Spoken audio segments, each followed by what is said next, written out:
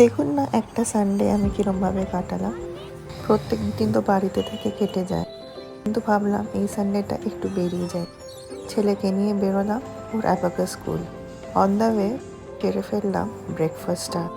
কোথায় খাবো কী খাবো ভাবতে ভাবতে লেক টাউনে সাবওয়ে দেখতে পেলাম, তাই আর দেরি না করে ঢুকে পড়লাম। অনেক স্প্রেড, অনেক ভ্যারাইটি, দামটাও অনেক, তাই সিলেক্ট করে ফেললাম ওখানকার স্পেশাল একটা বার্গার। এটা 4 ইঞ্চ বার্গার, অত বেশি স্টাফিং নিইনি, একটু হালকাই রেখেছিলাম। And costing only 79 rupees. আর কি খাবো ভাবতে ভাবতে সময়টা চলে গেল।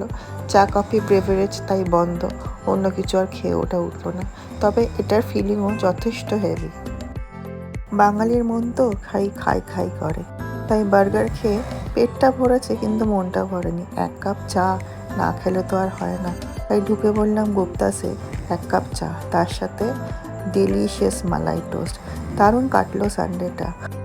মাঝে মাঝে কিছু এলোমেলো জিনিস যেন জীবনে আনন্দ আনে।